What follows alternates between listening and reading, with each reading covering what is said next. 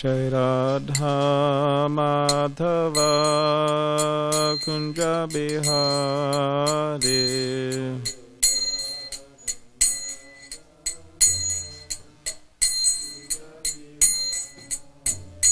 Jai Radha Madhava Kunja Bihari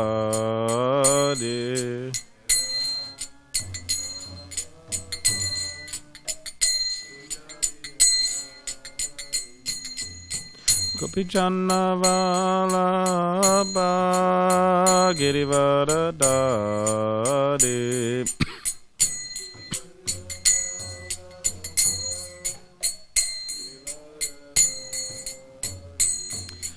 Gopi Janna Vallabha Girivaradari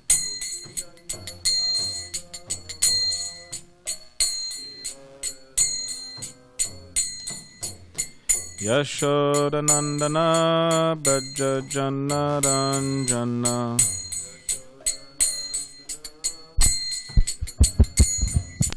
Yashodanandana Bhaja Janaranjana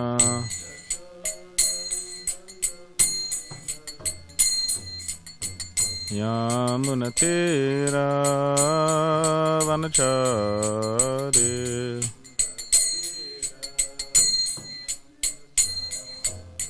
Yamunatira Vanachari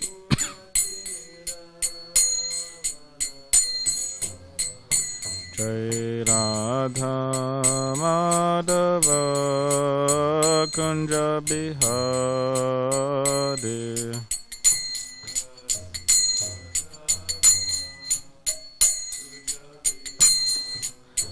Jaya Radha Madhava Kunja Bihari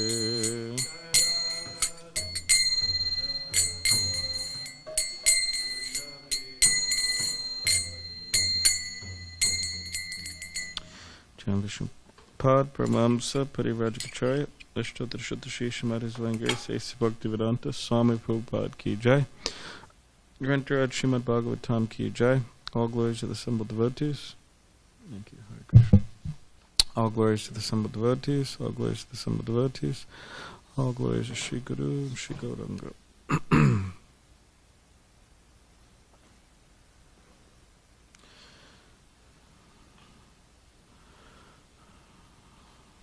Om Namo Bhagavate Vasudevaya Om Namo Bhagavate Vasudevaya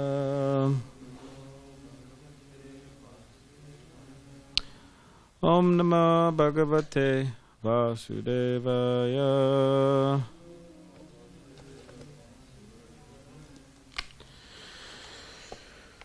So this morning we are reading from Srimad Bhagavatam, Canto 4, entitled Creation of the Fourth Order, Chapter 12, Dhruva Maharaj Goes Back to Godhead. We're on text 11.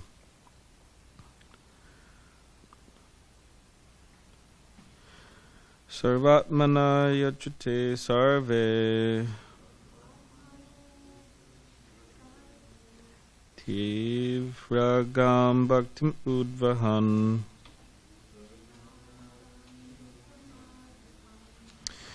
Tridarshatmani bhuteshu tam evavastitam vibhum Sarvatmana yachute sarve Tivragam bhaktim udvahan Tadarshātmini bhuteshu tam eva vistitam vibhum. Please chant.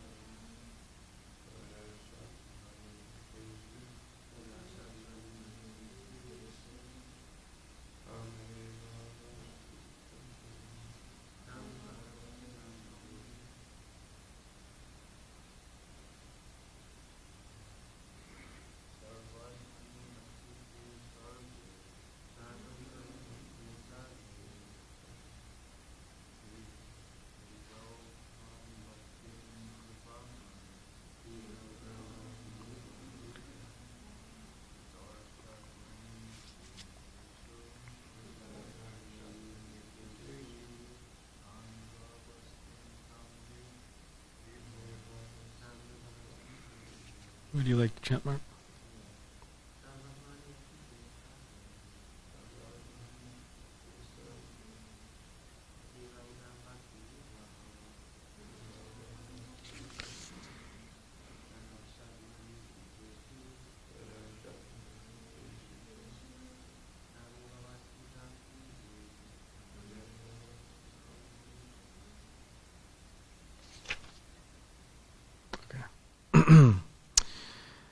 So, word by word translation. Sarva Atmani, unto the Supersoul.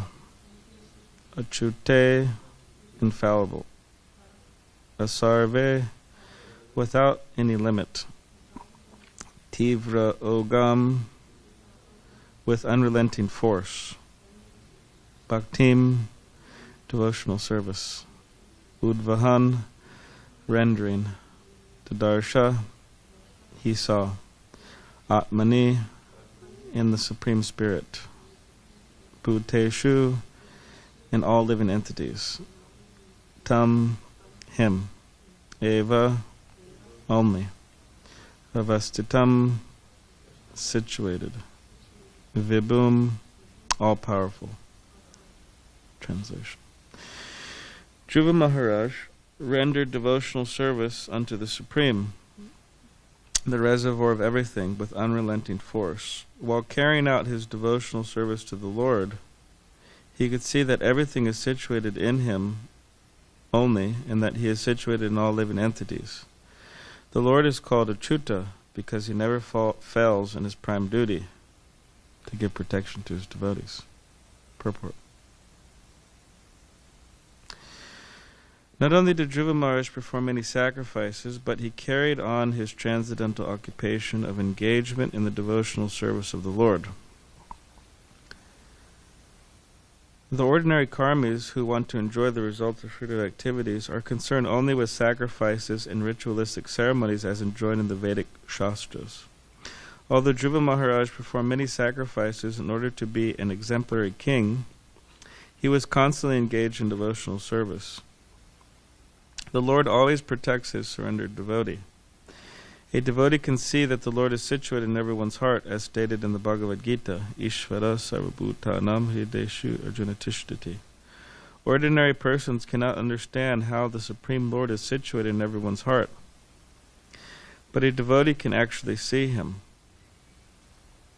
Not only can the devotee see him outwardly, but he can see with spiritual vision that everything is resting in the Supreme Personality of Godhead, as described in Bhagavad Gita, Matstani Sarvabhutani.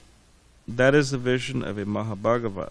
He sees everything others see, but instead of seeing merely the trees, the mountains, the cities, or the sky, he sees only his worshipable Supreme Personality of Godhead in everything, because everything is rested in him only. This is the vision of the Mahabhagavat. In summary, a Mahabhagavat, a highly elevated pure devotee, sees the Lord everywhere, as well as within the heart of everyone. This is possible for devotees who have developed elevated devotional service to the Lord. As stated in the Brahma Samhita 538, Premanjana Charita Bhakti Vilochanena, only those who have smeared their eyes with the ointment of the love of Godhead can see everywhere the Supreme Lord face to face. It is not possible by imagination or so-called meditation.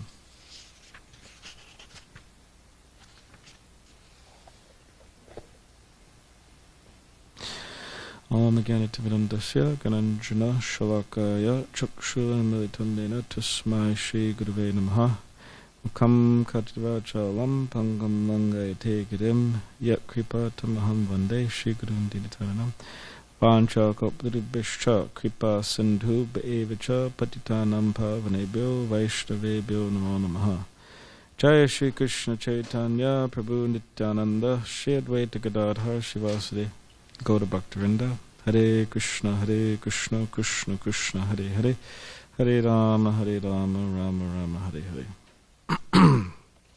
So read the translation again.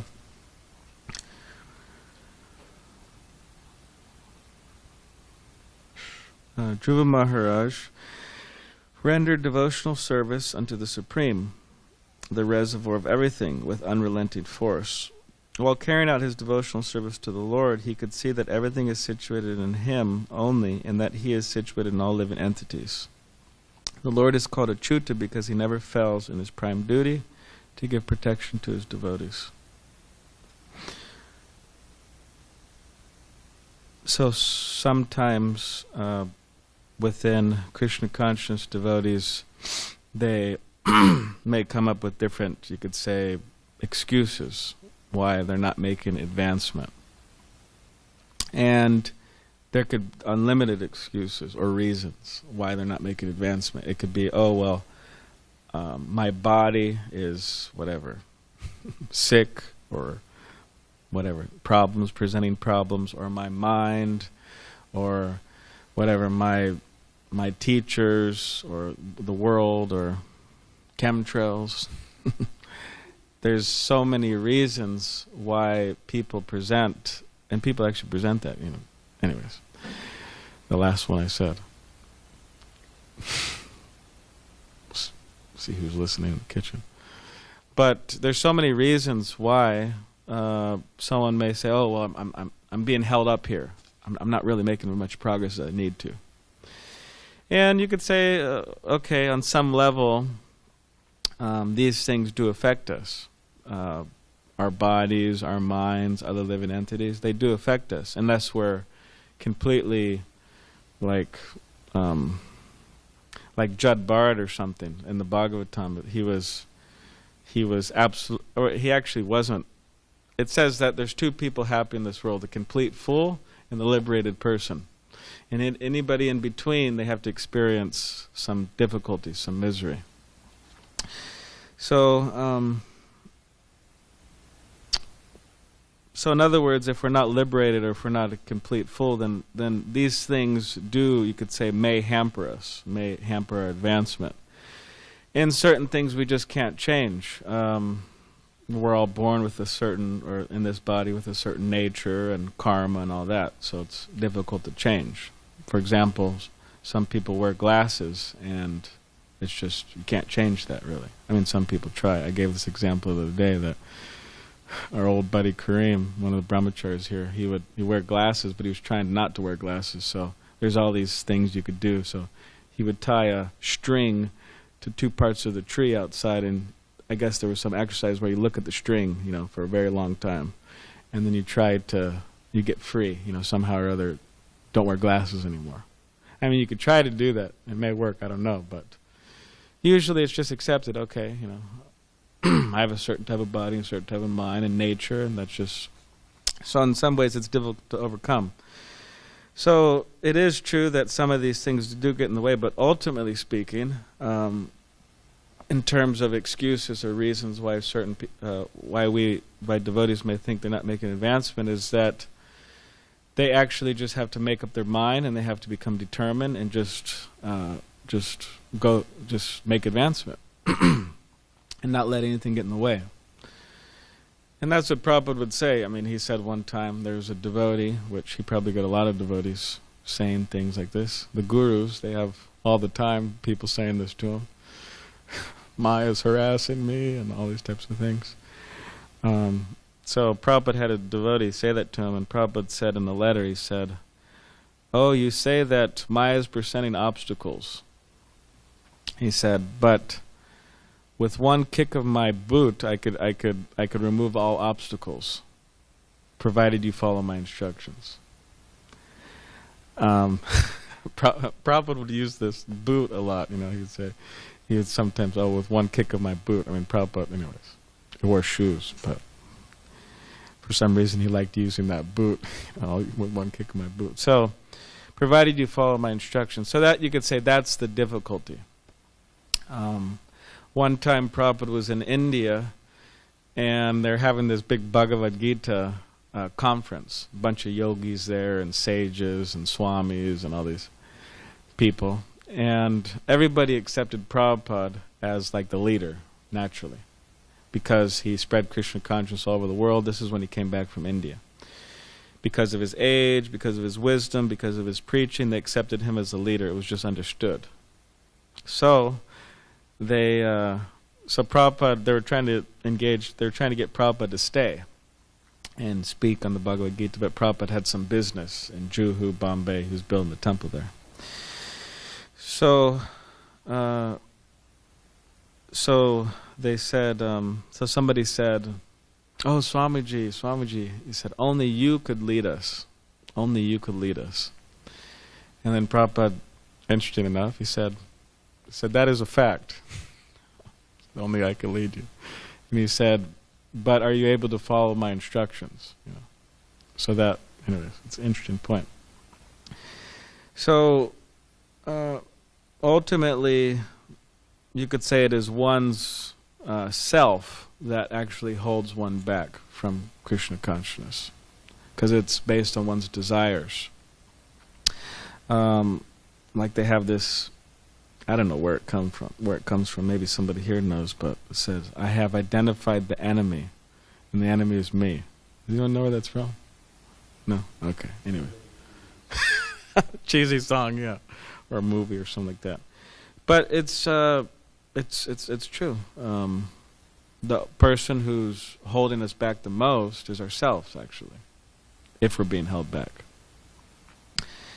And why is that? Because within our Gaudiya Vaishnava literature, it says that what is the price of Krishna consciousness? It doesn't say, "Oh, you have $1 million, that's the price," or you're very young or intelligent or whatever it is, whatever material qualifications. It doesn't say that's the price. It doesn't say anything material is the price. It says that one has to have the greed to obtain it. The laulyam, that's a Sanskrit, laulyam, the greed. So until one gets the greed, until one develops greed, then they actually can't achieve it. And greed means one won't let anything get in the way. That's what greed means.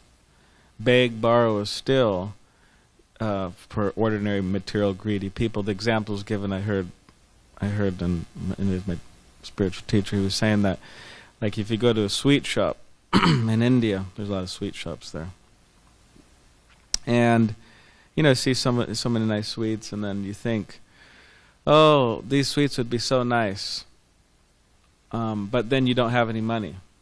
But then, "Oh well, anyways, I just don't have any money. It's all right." You just kind of keep on going. That's not greed. That's just like, there's slight interest, but it's not greed. But if you think, "Oh well, I don't have any money, but I could steal it. I could borrow money from somebody. No matter what, I have to get that. I have to get that sweet. I have to get those sweets." So that's greed. Whether you have money, whether you don't have money, where you have to borrow, beg, steal, you have to get those sweets. So that's greed. And you see people who have that materially.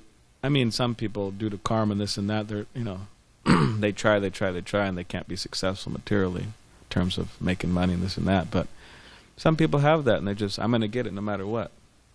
So similarly with Krishna consciousness, that's the idea, that yes, we may have so many disqualifications. We may have numerous disqualifications. But if we somehow or other develop this greed, this desire to obtain Krishna consciousness, then we can obtain it, even despite all of our disqualifications. And here it says, Krishna says he never fails in his prime duty, which is to give protection to his devotees. So Krishna has so much affection for his devotees, and even if we try to be his devotees, he has so much affection. And the Bhagavatam says even if we're connected to somebody who's dear to Krishna, then we're dear to Krishna. That says it. It's in the I think it's the 8th canto with Ambarish Maharaj and Durvasa Muni. There's this whole pastime that happens, but there's a shloka there that says, Vishnu says that not only are those who are dear to me, but those who are attached to someone who's dear to me are dear to me. So, in other words, if we're connected with somebody. So, So interesting enough is that Krishna, he's just really, ultimately he overlooks our material disqualifications. Thank God, right? Thank Krishna. He overlooks the material disqualifications. And the examples given of the 16,000 queens that Krishna married. He married 16,108, but specifically these 16,100, I believe, in the Krishna book or 10th canto, it says that they were captured by a demoniac king, and they were being held. They were being held there. They were captured and kidnapped and being held wherever. I don't know, his quarters, of his palace, a base. I don't know. But they were praying. They were devotees, and they were praying to Krishna. Please come and save me. All of them were praying, please come and save me. And then Krishna came, and then he saved them. And what did he do? He married them. Now, of course, nowadays, that doesn't really matter. People marry sometimes, numerous times.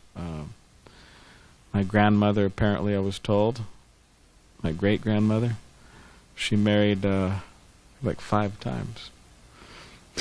That's a lot. And she said, oh, the only one I really loved, he died on me. You know? It was like the 3rd one.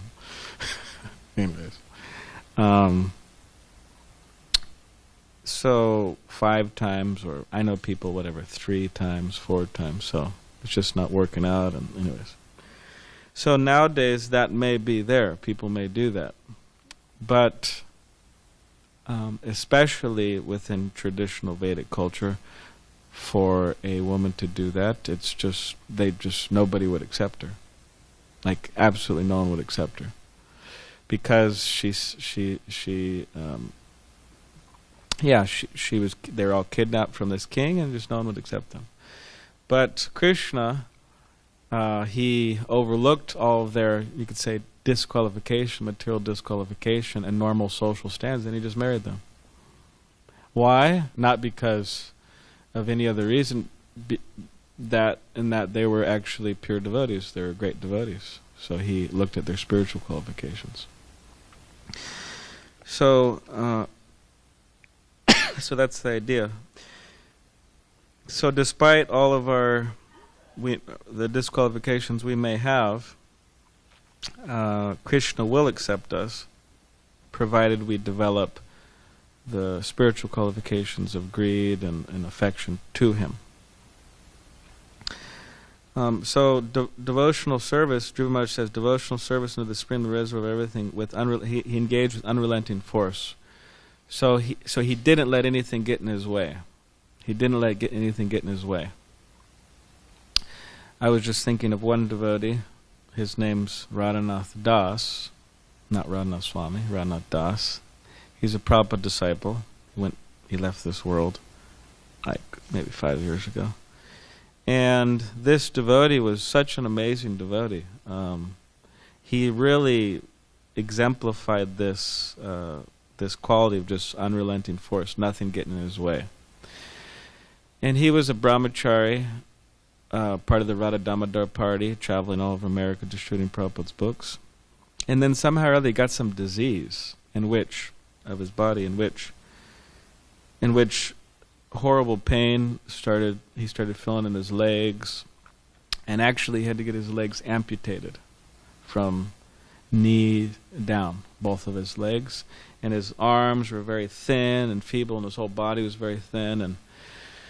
But what would this devotee do? He would go out on book distribution like 6 days a week.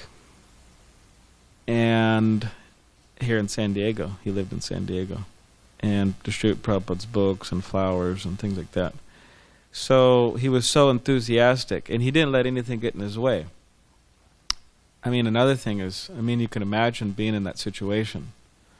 Maybe you could imagine being in that situation. It's very difficult. And also, with all of his prasad, he had to blend it up. That's how he had his prasadam. He had to blend it up. He had to blend everything. It was actually quite difficult. If you think about it, just try doing it for a week, Your breakfast you blend, your lunch you blend, and your dinner you blend for a whole week. Just try it out. I don't know if anybody's going to try it out, but it's difficult. you can imagine. So, materially, he was undergoing difficulties. And devotees told me he never complained about it. He just preached. So that devotee, he was out in a place about 30 minutes east, and I was there. I was 16 years old, and I'm 30. And I was walking out of the store with my mother, and he gave a book to me, Perfection of Yoga. So I read that book, and I was very inspired, and my mother bought some flour from him, and I was really inspired by that, what Prabhupada says in that book. He says, "You are not this body, you're pure spirit soul." So I like that particular statement. So anyways, I visited this temple, and now I'm here since then. Since about 18 years old. So by his determination, this devotee, Radhanath Prabhu, by his determination, by his unrelenting force, engaged in a devotional service, he helped me and so many others by giving them Srila Prabhupada's books. And what to speak of himself? I mean, Krishna was probably just so pleased with that individual for doing that, what he was doing, despite his condition. So that's the idea, that by our service we have to attract the attention of Krishna. And that's what Bhaktisiddhanta Saraswati Thakur said. He said that don't try to see God, but try to act in such a way that God wants to see you. So try to act in such a way that Krishna is attracted to you, wants to see you. So that's the idea. So we do that by our determination in devotional service. And ultimately we come to the platform, and we're making steps. That's the whole point. We're making steps towards perfection.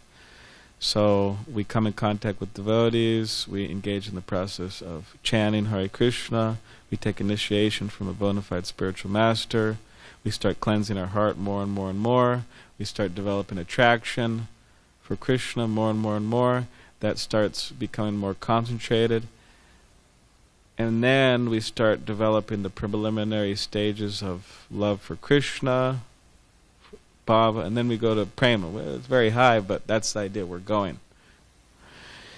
So we shouldn't get stuck on some platform, but we should be progressing.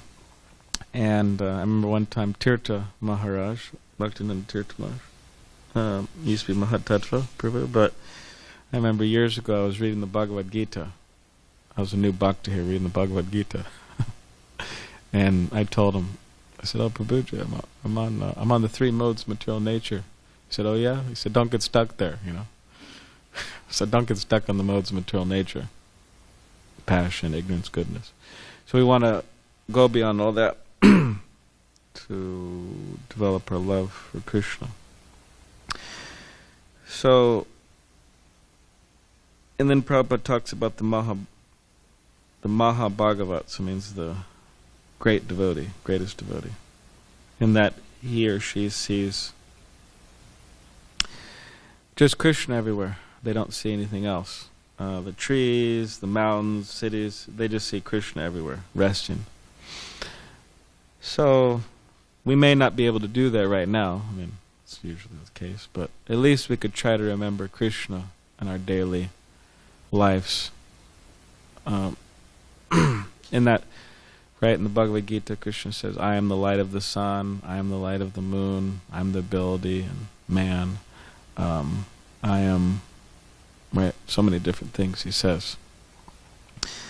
And also, if we actually start developing more and more, you could say, affection for Krishna, then naturally everything will remind us of Krishna. Just like somebody who's attached, Hare Krishna. Just like somebody who's attached, I don't know, to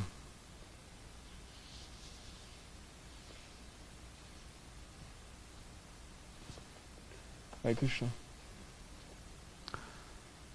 Like somebody who's attached to, based on our particular mentality, we see things a particular way. So the example is given, if you go to a forest, a tamasic person, a person influenced by the mode of ignorance, they'll think, oh, wow, what a nice forest. Perfect for my sleep. And they'll just go to sleep. And then a rajasic person will think, oh, what a nice forest. Let me cut it all down and build a bunch of apartments. Like rajasic people always send us a letter every single year, maybe a few times a year. I always see it in the mailbox. Oh, we saw your property, 1036 Grand Avenue, Krishna Lounge. We saw your property, and please contact us immediately. We will provide you cash. We'll buy it from you. And what will they do? They'll build some condos or whatever and charge people, make money. So we always throw those away.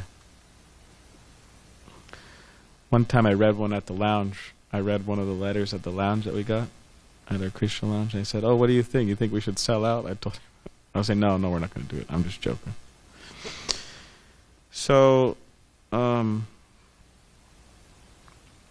a sattvic person, they go to the forest and say, oh, what a wonderful place. Look how peaceful it is. Finally, there's no cars and there's no noise, and I could just meditate.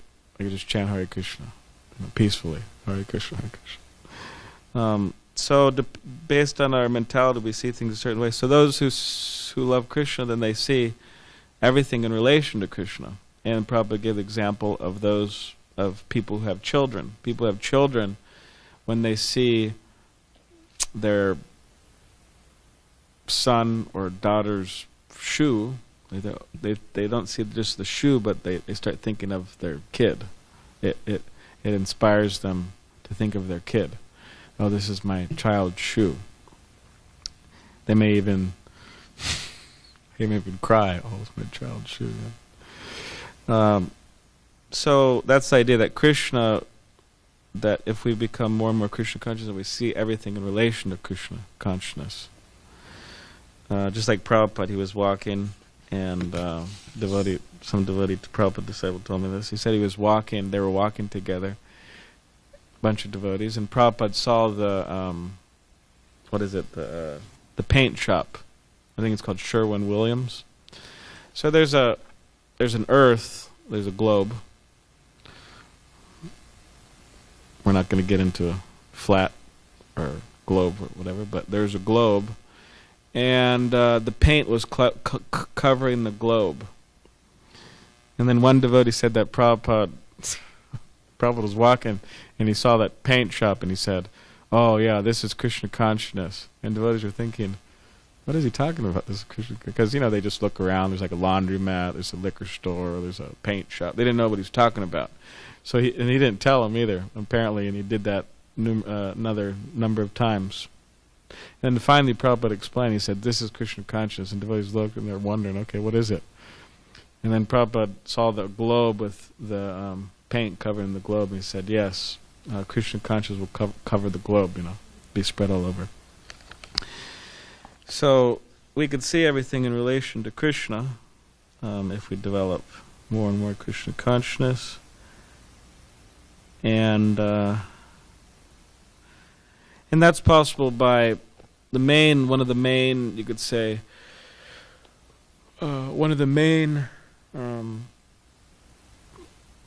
ways we're encouraged to develop that Krishna consciousness is by associating with devotees. And that really brings all of the devotional processes to life, actually. Of course, they're already fully alive, but for people in general, or for it brings Krishna consciousness alive. Like the 5 processes of devotional service, residing in a holy place. One of the most important aspects of a holy place is saintly persons being there. Or else, the Bhagavatam says, going to a place of pilgrimage just to take a bath and not hearing from the saintly persons is just like one's no better than a cow or a donkey, it says. Because the cows and donkeys are in the holy place, but not hearing from saintly persons. So that's one of the main points, to go to the holy place to hear from saintly persons. And then chanting Hare Krishna, that's way more powerful in the association of devotees. Associating with devotees, obviously, powerful. And what are the other ones? Worshipping the deity and hearing the Bhagavatam. So these are all, while if they are engaged in an association of devotees, they actually come to life. They're more powerful. Just like recently, everybody I think was there, or a lot of devotees were there, when there was that festival, the Mahagaur Purnim festival, up in Laguna Beach. So why are devotees attracted to go there? Well, Vaisheshika Prabhu's there. His Holiness Giraj Swami is there. And they breathe things to life. When they're speaking, when they're chanting, it becomes way more powerful and that much more inspiring. Like all these festivals, Sadhu Sangha Retreat in North Carolina, all these big festivals, they invite people out, devotees out, who have a deep attraction to Krishna. They have love for Krishna. And then, therefore, they're able to inspire so many people. If they don't have any love for Krishna, people won't be very eager to go to these festivals. So associating with devotees and serving them, and that's what the Bhagavatam says, that's the, you could say, the key or the way into the entrance, onto the door of love for Krishna. And that is, there's a verse, what's that verse? In the Shushusho Shadadanasya Vasudeva Kataruchi Syan Mahatseva Vipra Punyatirtana Shevana. So it says, by serving those great souls, devotees who are completely free from vice, great service is done and one gains a taste or an attraction for hearing the messages of Krishna. So that's the idea, to serve the devotees. Alright, so I'll stop there. Does anyone have any questions or comments? You have to leave now? Okay, yeah, thank you. What about some prasadam? Okay. So want to get her some prasadam? So does anyone have any comments or questions?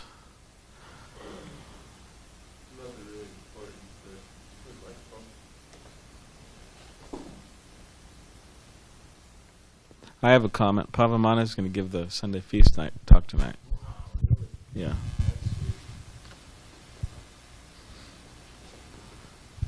Also, you were talking about crying about your baby's shoe. Yeah.